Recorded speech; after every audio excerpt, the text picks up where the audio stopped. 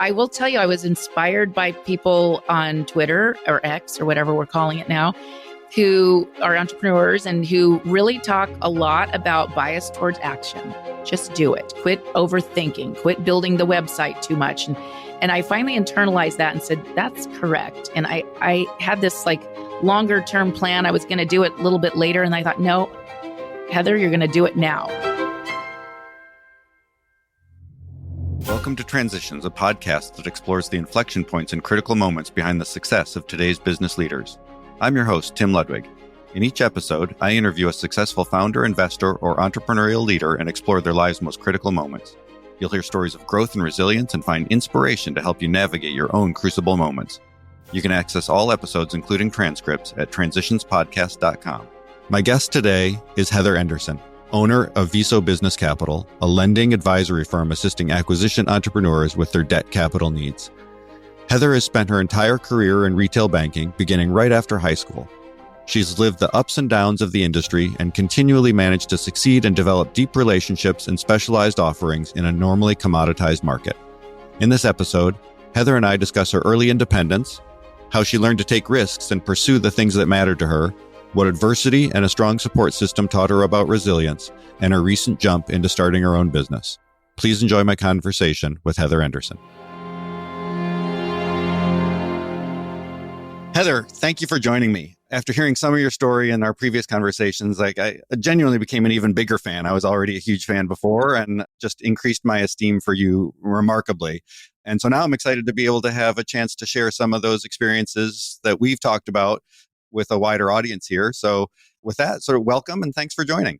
Thank you so much for having me. I always like talking to you, and I think this is going to be fun.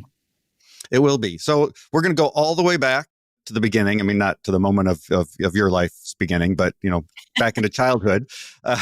And you had some challenges in childhood and had to endure at one point a cross-country move. And so I thought it'd be helpful to start the conversation by just having you give me a glimpse into what home was like in Virginia and maybe how that changed once you got to Anaheim. Yeah. So I was born actually in Washington, D.C. I always think that's interesting because I don't have a state I was born in. I was born in Washington, D.C. proper.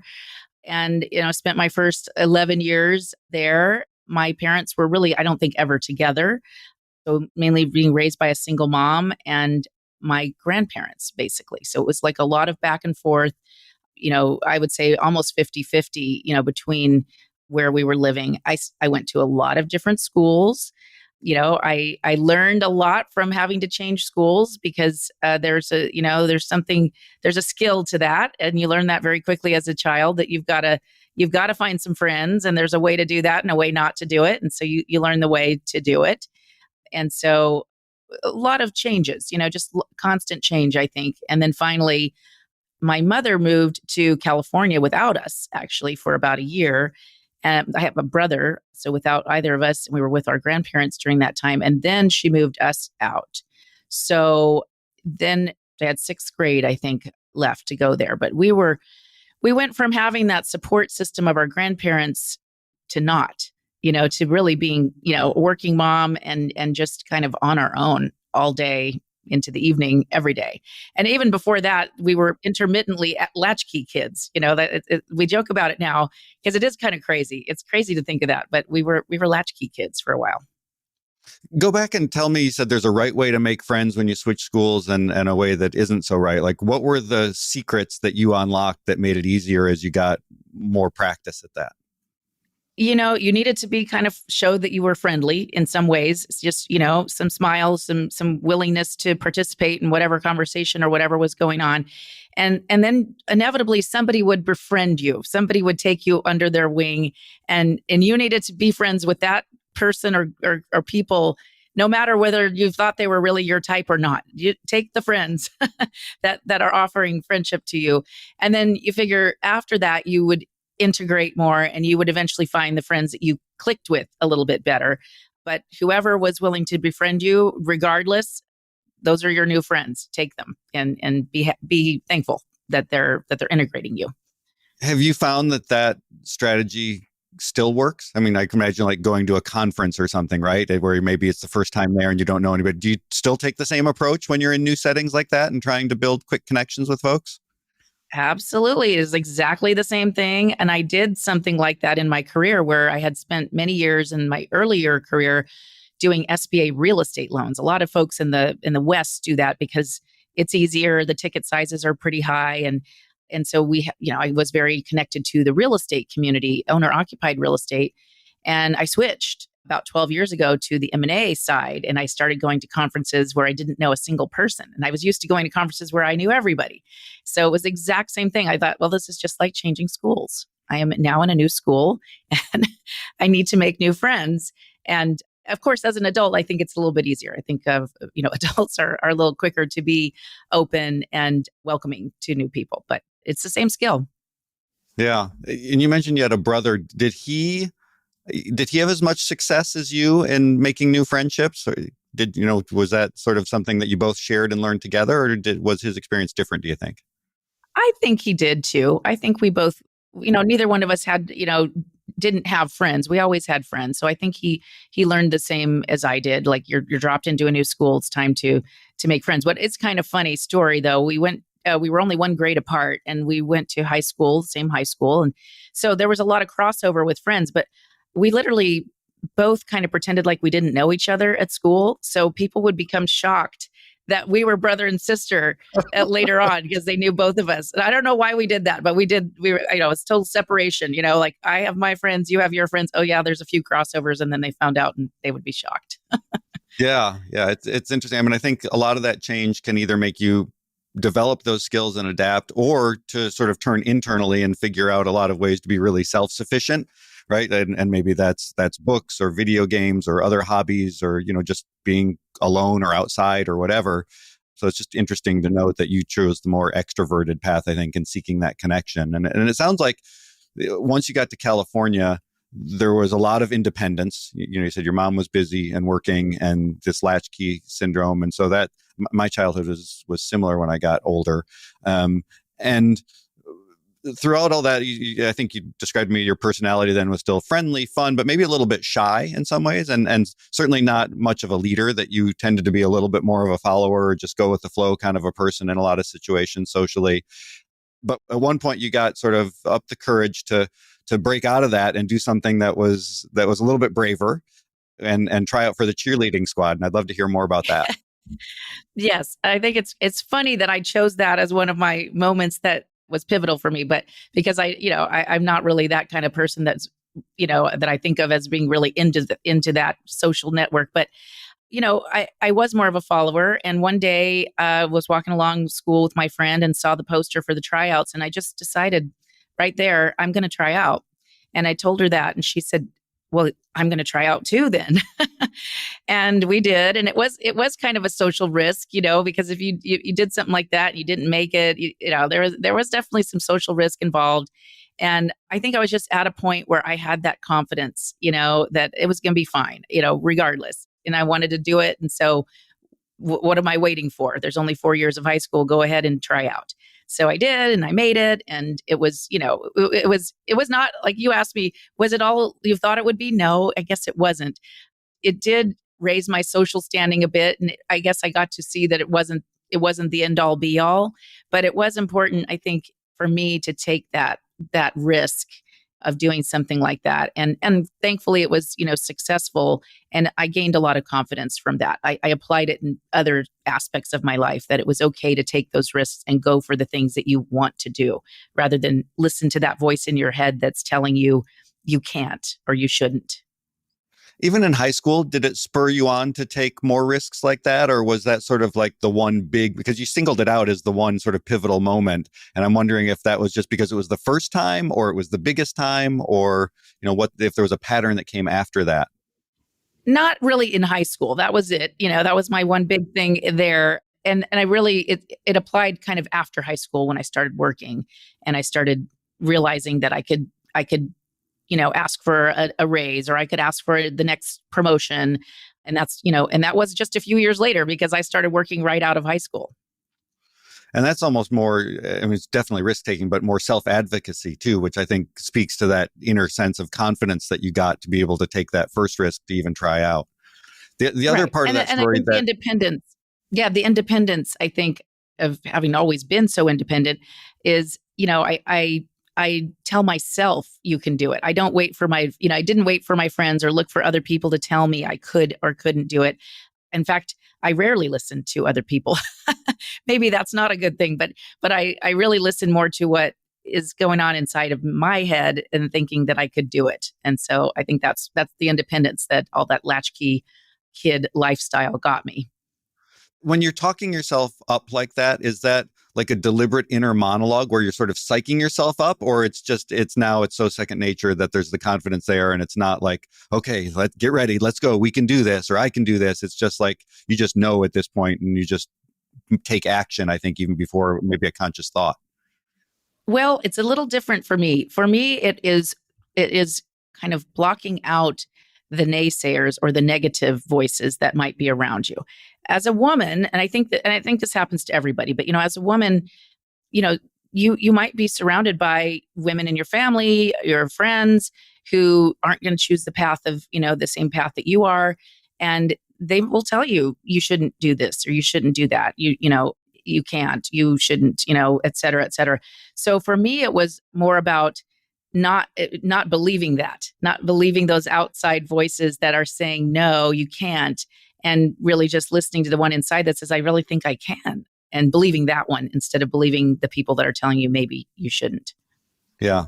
The last part about the cheerleading story that I found really interesting was that it was clearly aspirational, want to be a part of the inner social circle at the high school, sort of elevate your status, which I think for a lot of people, if they achieved it, would then make them want to really like fully engage with that and be as much a part of that community as possible. But you told me that you actually weren't all that taken in by it once you got there. You sort of grabbed the brass ring and then said, like this isn't all it was cracked up to be. Yeah, it was too much drama and nonsense, a lot of that and craziness. I grew up, I graduated in 1986. It was quite a crazy time. And that wasn't me. I didn't really want to be fully engaged in that lifestyle. I was proud of myself that I did what I wanted, but I also could kind of not take the part of it that wasn't a fit for my personality. Yeah. And sort of continuing on this theme of independence and being more of a self-starter, after high school, you went right into the work world. You were taking some classes at the local community college, but it was largely a story of work and self-sufficiency, right? Absolutely. I was on my own from the age of 19 and absolutely on my own with no additional support. And so I was always working. I ended up getting a job in a bank from a friend. And the first one was counting cash in a vault at Bank of America. It was horrible. I had no idea how awful it was going to be until I was there. It was like a factory, And so I was always working and just figuring going to school at night. Maybe I'd try to get a degree that way. But it was a struggle, definitely. And were you living alone or did you have roommates? I had a roommate. That was really the only way to do it. I mean, I think it's even harder for young people now, but at least then with a roommate, you could financially make that work. So that's how I did it. And I had a little budget and I saved my pennies and I watched every penny that I spent. And you really liked working much more than the school part too, right? Like, I mean, you found like, okay, this is something where maybe not the cash counting part, but as you got to like maybe to the next role. Yeah, I did. I got so many positives out of my work life. I learned a lot and I'm someone that just likes to learn by doing.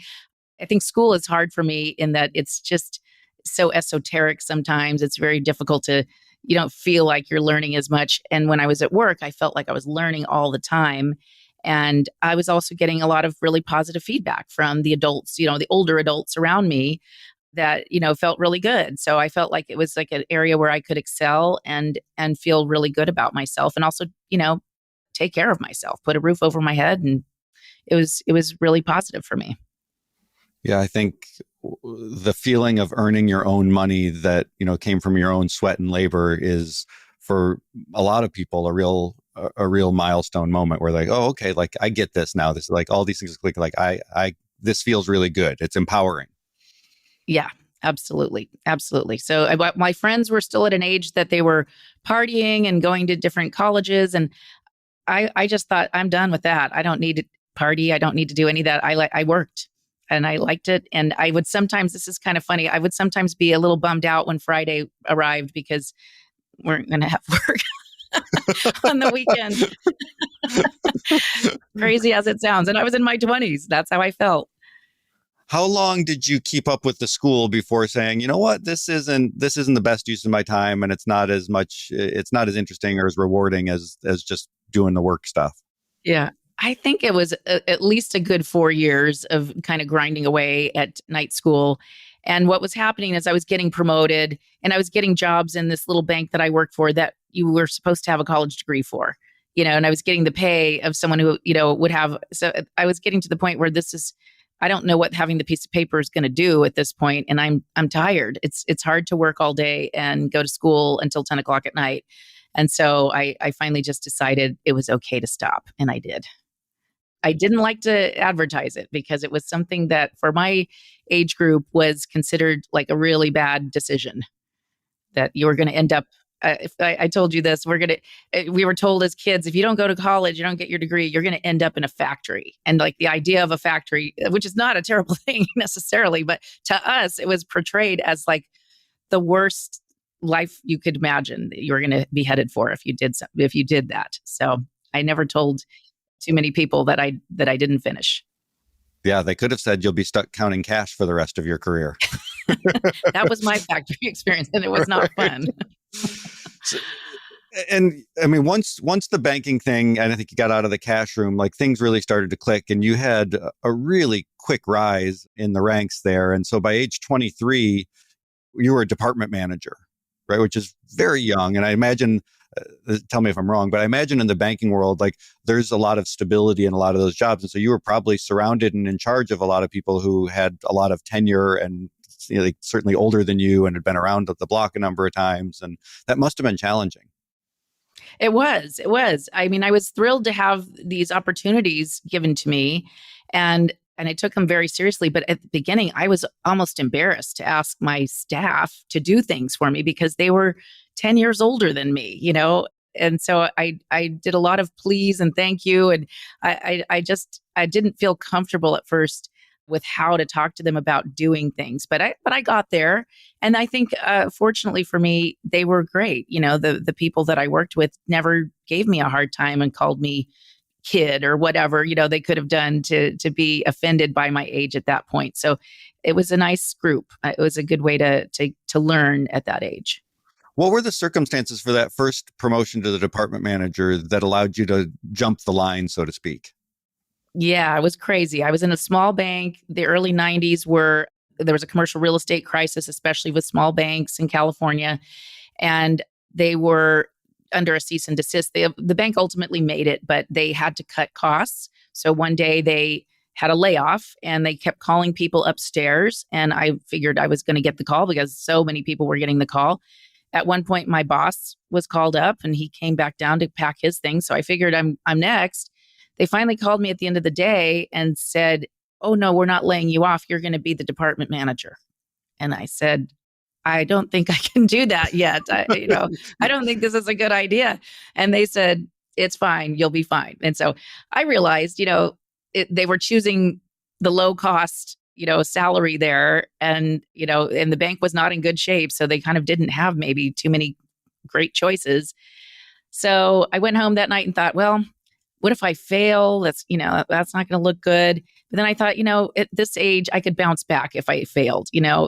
I should just go for it and do the best I can. And ultimately, I was successful, taking over the department. So, but it was a little scary for a 23-year-old. Oh, for sure. 23 years old, if somebody would have done that to me, I probably would have been excited, but I think that would have been eclipsed by the terror that I felt. Yeah, I worked. That's when I really started working longer hours because I would review every file. I wanted to make sure I knew everything that was going on because I was nervous about, what I didn't know. And then you got another big promotion at 27. And by 30, you were a senior vice president. So again, like I said, just a meteoric rise in a very short period of time. And something that I'm guessing also was a very male-dominated industry. Probably Totally. maybe still is, but certainly then I would guess it was. And yeah. So to give me a little bit more perspective, what was banking like as a woman in those years? For the most part, I think I was treated very fairly. I was, I was expecting, or, you read stories, and I was thinking maybe there would be some forms of discrimination more than there were. There were really very few. There was one where a boss decided to have the team meetings or the team offsite, annual offsite, I guess call it a team building event. It happened to be a charity event that didn't allow women. It actually would specifically said that on the invitation.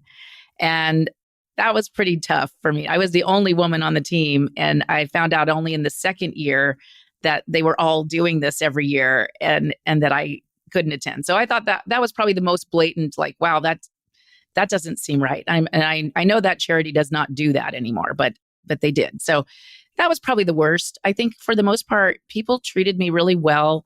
And, what I learned was the people that are kind of feeling stuck at a lower level, and especially in banking, that was mostly women. They were in operations, and they felt stuck there for a lot of reasons. They were the ones that would tell me, you can't, you shouldn't, you won't make it, all the kind of negative words.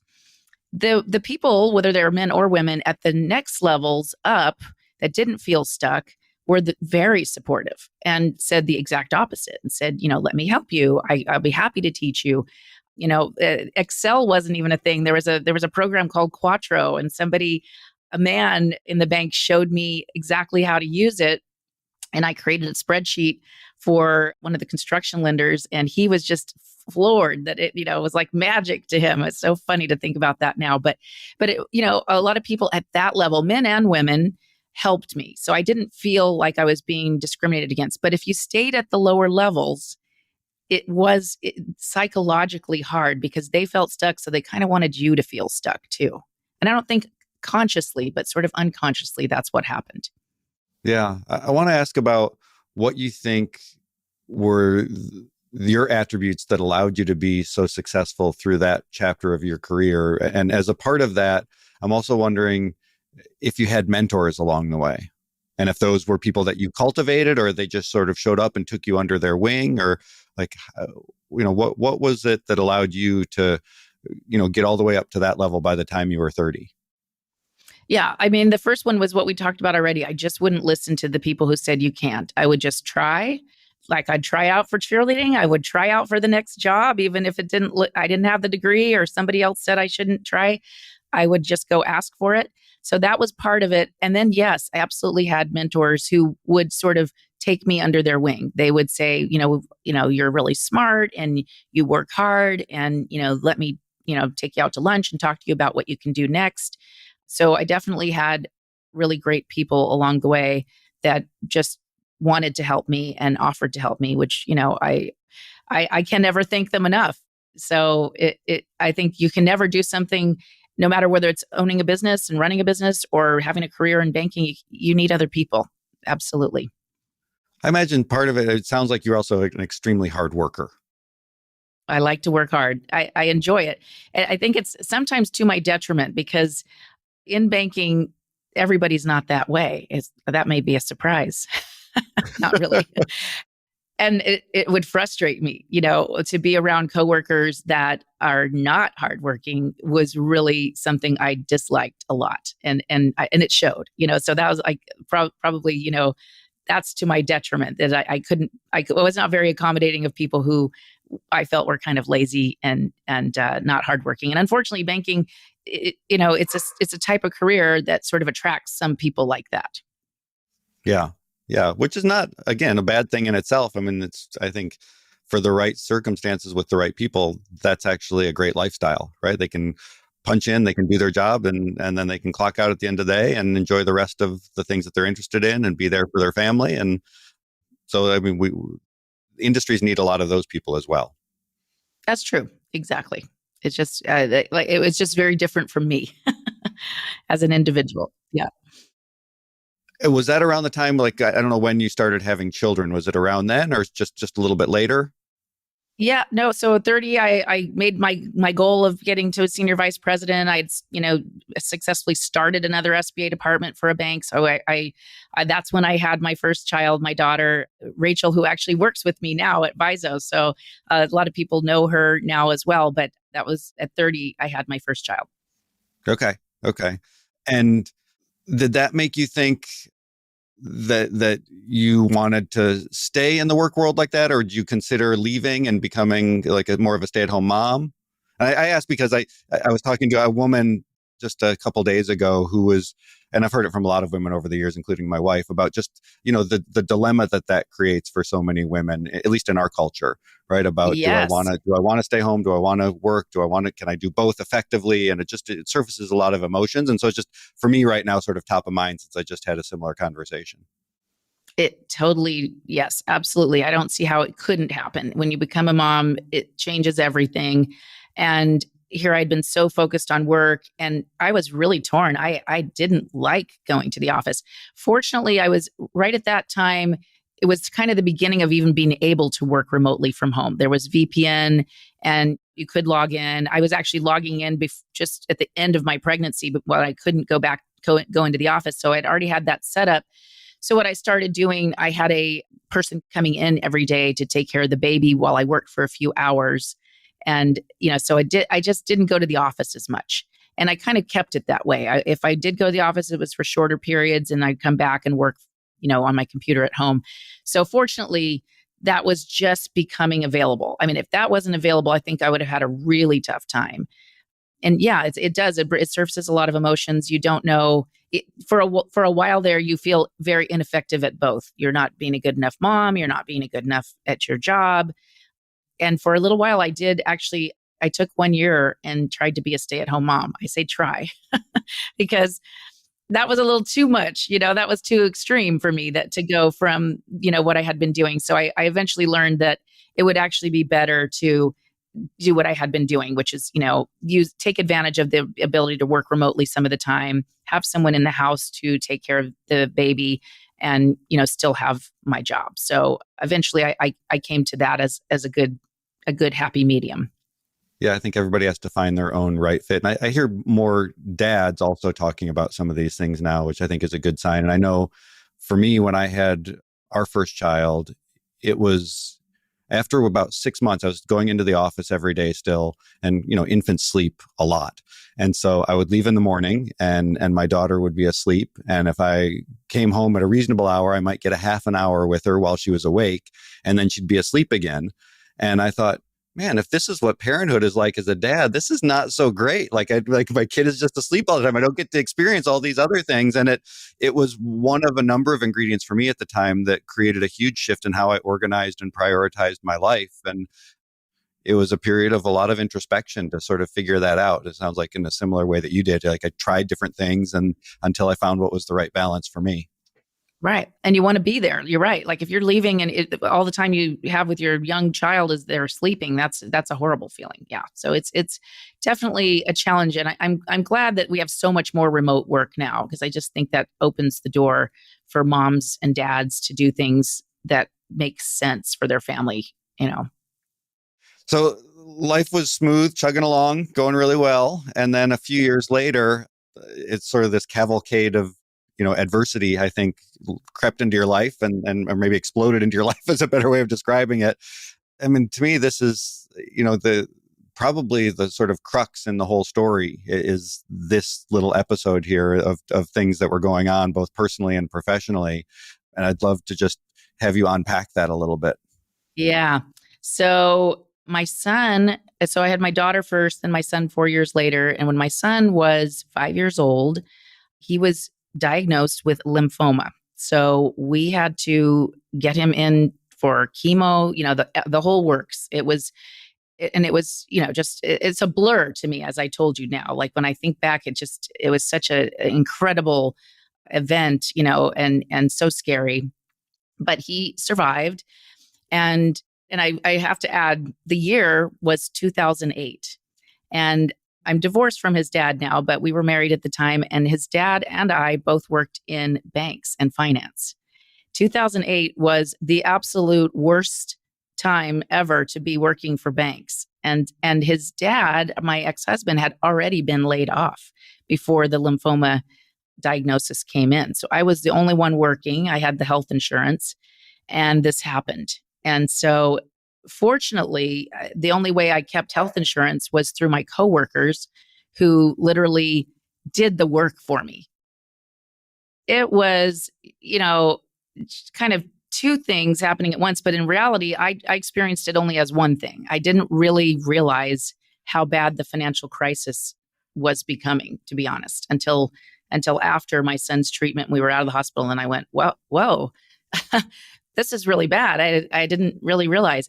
Anyway, but I had these great coworkers who realized the situation and did my job for me, basically, so that I could basically stay on payroll, stay on insurance, and not be working and be at the hospital. So we went through this, this difficult situation. Our son got through the chemo. He was cancer free, has remained that way since then. He's, now a healthy 21-year-old. But within a few months of ending chemo, there were some other symptoms happening. And ultimately, he was diagnosed with type 1 diabetes. And so that, frankly, was happening at the same time. You just didn't realize it until after we got through all the treatment that that's what it was. So it was just this incredible, like, oh my gosh, now what? And this is permanent. This is not, get through the treatment and get to the other side. This is a complete change in really everything. Anybody that's got a family member with type 1 diabetes, you realize it's, it's eating, it's exercising, it's everything you do, and you have a lot to learn. And so it's just, that came immediately on the heels of cancer treatment. So it was just an incredible shift in my life and our whole family. Dealing with that level of stress, how did you manage that? I mean, you said it just, life was sort of a blur, but I mean, do you remember like how just even day to day, like how do you get through something like that? I don't know how I really managed it. Like, I feel like I just survived it. I had real difficulty sleeping. I had a doctor. That's when I learned about Ambien. Unfortunately, that was the only way I could sleep for a while and I also learned that you really can't take Ambien as long as I was taking it. So eventually I had to find a way to get off Ambien and sleep without it. But things like that, like I just needed support and help however I could get it, because it was just so stressful.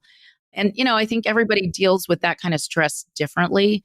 I unfortunately want to read everything there is to know. So I would kind of dive into the details, and maybe too much, maybe like if I were to do it over, I don't know how I could stop myself from really doing that. But, I saw other people getting through, their kids' situation a little more serenely than I did. And maybe that was, part of how they did it. But I don't know. I feel like I just survived. I didn't really have a good way of managing it. It was very difficult.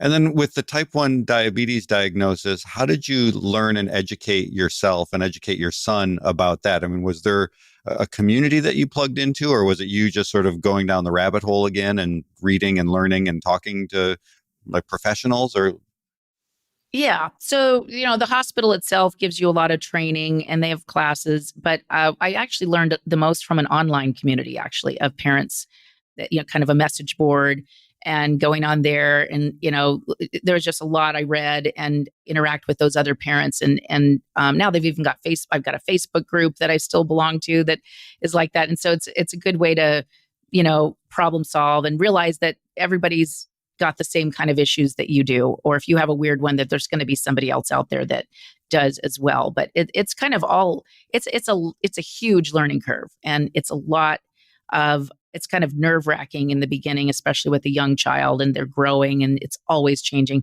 And I know that it makes you feel a little less connected to your friends and family that don't have that, because when you try to relate, some of the frustrations or some of the challenges that you're dealing with, they just don't understand. How could they? They can't understand. So, they might say like, well, doesn't he just take insulin? Like, yes, it's not that easy. So it was a little isolating. And yeah, you did sort of have to connect to people, to other parents and kids. And fortunately for my son, he was in first grade, and it was one of his kids is still one of his best friends also had type 1 diabetes. So they had each other all through school, which I think was really, really helpful for him. what were some of the ways during that chapter and, getting through the cancer treatment process that people provided support that felt meaningful? Because I think it's something that a lot of people struggle with. I know when I have a friend or a loved one that's going through something tough, to your point, like you can't understand if you're not really in the circumstance, and different forms of support, I think, feel more or less helpful if you're the person on the receiving end of that. And people are well intentioned, but like, what are some things that stuck out to you that people did that really felt like they had the impact that was intended? Yeah, the number one at work, the work network was just fantastic. Like they just made it so that I didn't even need to think about it. So it was great. The neighborhood was fantastic too. They put together like a website, I forget the name of it now, where they not only brought us meals, but they took care of our horses. We had horses in the backyard. So that was another challenge. Like, someone's got to feed these horses when we're in and out, and not home. So people I didn't even know were coming in the backyard and taking care of the horses, dropping off food. It was really great. And some people came and visited at the hospital, which was really nice. So, I don't think you can go wrong showing your support. I don't think you can do the wrong thing. The only time I think I ever felt like anybody maybe did the wrong thing was if they took something that wasn't exactly this experience and said, I understand how you feel. And then you think, no, your daughter's knee surgery, I don't think is the same thing. That's about it. But everything else that people did, I think was just, fantastic. It was very wonderful to have that support. But yeah, well, you don't want them to turn around and make it about themselves and what they Yeah, overcame. yes, right. Exactly. Yeah. Just try to avoid that. And then I think when you go through great challenges like this, it's an opportunity for growth. And I think even despite best efforts, it's impossible not to grow. It's painful. We don't like to grow this way a lot of times. We'd rather save ourselves the experience. But like, what did you learn about yourself getting through that period? So I learned that, life is, going to throw good things at you. It had been throwing a lot of good things at me, and it's going to throw bad things at you. That's just life. And that, you can get through it. You will get to the other side. No matter how bad it is, you will get through it. If you're still breathing, you're getting through it somehow. So I learned that, I think I told you, I sort of related it in my head, like playing at the beach. Like as a kid, running out there in the waves and staying out there all day. And once in a while, a big wave would come and toss you and roll you under the water, and you don't even know which way is up. And then all of a sudden you find yourself on the sand again. And so I kind of felt like it was like that. It was like, you know what? The wave did hit. It was terrible, but I'm at the beach again. I'm on the sand, and everything's different, but everything's okay.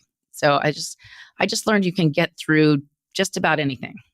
That there's a resilience there that you can tap into if you have to. Yeah, absolutely.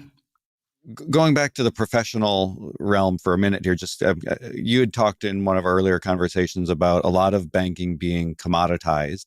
And one of the things that you gravitated towards was opportunities where you could sort of break that box and find something that was more differentiated.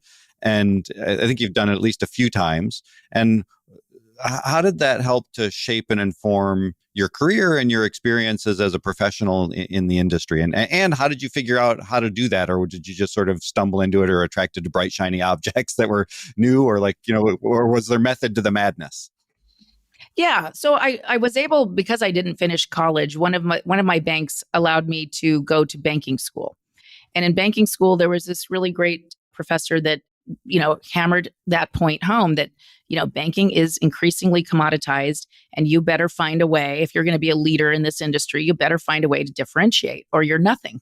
You're a race to the bottom. And in my work life, nobody was really saying that inside the bank. So, but I had that voice in my head from the school going, yeah, I see it everywhere. I see what he's saying. And I felt kind of handcuffed in the SBA program. I was always an SBA department manager for, all those years. And I thought, well, how can I differentiate? I am stuck with a government program that is totally rigid. And, it's the same thing for every bank. We're all following this rule book. But I kept thinking and thinking and thinking. And so eventually I did see the opportunity to differentiate within that. And that was within acquisition, M&A. I realized that, all of our competitors were doing what was easiest, which is working capital or real estate acquisition. commercial or owner occupied real estate acquisition. Those are kind of cookie cutter, easy. And that's what I was doing too. And when I started doing a few business acquisition loans, I went, well, these are really actually a lot harder. These are very different. The whole language is different. The type of clients are different. This is going to be a change of ownership. It's not the entrepreneur anymore. It's somebody buying the business. And so I realized there was a chance to differentiate by just being good at that.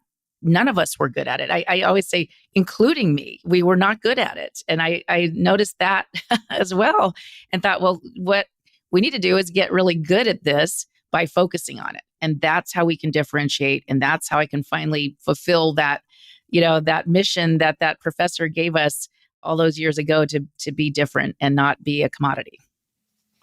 That seems to be a common thread of success at an organizational level for a lot of companies, but also at the individual level where people specialize and focus and then have an opportunity to become really, really great at a small thing. And if the market is big enough, right, then that allows you to have a success of some level of magnitude.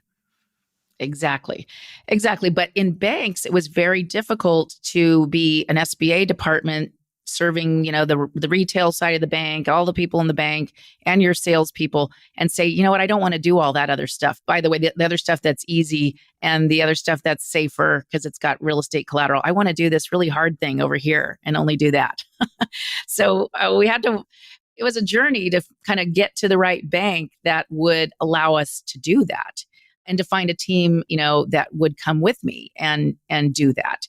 So ultimately, the bank was Live Oak and the team was Lisa Forrest, and I tried to get other team members, but it was very hard to get people to switch away from what was easy to focus on this little narrow thing that was hard. But I believed in it. And I knew that it, was the one way to differentiate. You've taken that and now gone out again, another big transition in your life, a year ago plus, you left Live Oak and started Viso. Congratulations, by the way. I think that's really exciting. Operating inside a mature industry that's known for being stable and risk averse, you're doing these things within the realm of that were maybe a little bit more avant-garde and risk seeking. But this was a big jump. How did you reach the conclusion in your own mind that you had enough conviction in the idea and in yourself, and it was the right time? I think timing is crucial in these things for you to branch out and try this on your own. Yeah, I probably could have done it sooner, but like you said, I'd been a banker. I'd been in that safe cocoon, sort of, at least mentally, it felt like a cocoon in these big banks that, you've got a W-2, you've got insurance, all those good things. So I think I was unfortunately falling victim to the thing I was always proud of not doing, which is listening to the negative. You can't, you shouldn't, don't do it. And finally, I saw that the market had grown and matured a little bit. There were a lot more banks than just Live Oak. When I went to Live Oak, I think we were sort of the leader of doing SBA loans for acquisitions that didn't have real estate collateral and was cash flow lending. And so we kind of pioneered something, but the other banks were getting there pretty well. And there was this kind of broader market now. The market was shifting. So that was one. I saw the opportunity in the market. And two, just in myself, I'm older now and my kids, my youngest is 1 year away from graduating college. And it was also kind of like, if I don't do it now, when am I going to do it? I can't wait any longer. And of course, it's the easier time in my life to do it because I'm more financially stable. So it also felt like less of a risk for someone like me to go ahead and take. So still, at the same time, it still felt very daunting to just go ahead and rip the Band-Aid off and say, okay, I'm quitting, I'm leaving, and I'm doing this. I will tell you, I was inspired by people on Twitter or X or whatever we're calling it now, who are entrepreneurs and who really talk a lot about bias towards action. Just do it. Quit overthinking. Quit building the website too much. And I finally internalized that and said, that's correct. And I had this like longer term plan. I was going to do it a little bit later. And I thought, no, Heather, you're going to do it now because that's what you need to do. Just start doing it. And so that was how I finally made the decision. How did it come to be that your daughter ended up working with you? Is this something she was interested in before? Did you have to twist her arm? Like, how did it end up that you two are working together? Well, first of all, it's like a dream come true to be working side by side with my daughter. So that is amazing. But she was just in a job that she wasn't thrilled with. And she was, complaining. I honestly didn't know if I'd have enough work for her when I started, but I quickly found out that I would, or I did. And so I just started talking to her saying, do you want to just, come over and work this time and that time? When are you working? Can you? So at first she just did a little bit for me part-time. And then we just decided, okay, there's enough here where I can pay you, you can come work full-time. And so that was pretty quickly. I think that was within the first 3 months. And she loves it. So that was the other thing. She kind of needed to dip her toe in and make sure she liked it, and that the family dynamic was working okay as coworkers. But it has worked really, really well. She loved it, and I'm thrilled that that's a benefit of being an entrepreneur that I never really even thought about until it started happening. So I'm super thrilled. Did you have that in mind, that she might be a good fit, and that there was maybe mutual interest even before you launched, or did it that like after you launched, you thought, gosh, I'm going to need some help, and I know she's not happy, and I could see her fitting in here? I thought it might. I thought there might be a chance in the beginning. So I mean, I told her before I made the decision, hey, this is what I'm going to be doing, with that in mind. So just to kind of whet her appetite, and she actually did set up our first CRM. Before I even started, I needed something. And so she got in there and she set it up. So she was already doing a little bit of work even at the very beginning, but I didn't know how it was all going to come together, but happy that it did. Yeah. Oh, that's really cool. It must be so fulfilling. What about the experience so far have you found most surprising or enjoyable? It's enjoyable to me as an independent person, just feeling like this is all me. There's no question, when you're in a bank, is it them? Is it the brand that they have, or their systems, or their support? Or, this feels good because I know there's nothing else but me. It's me waking up and, making my own decisions. And that feels really, really good. I think it's challenging to grow. I certainly feel that when we're successful and more people are coming our way, we've got to find a way to serve everybody. And that's not easy. Growing as a really small company is challenging. So when I talk to people who want to buy a really small company, I can have that conversation with them that, there is sort of a benefit to buying something a little bit bigger, that someone's already taken it through that first growth curve. So I think that's probably some of the challenges, just learning how to manage growth and, do it efficiently, not spend too much to, support the growth that you're seeing.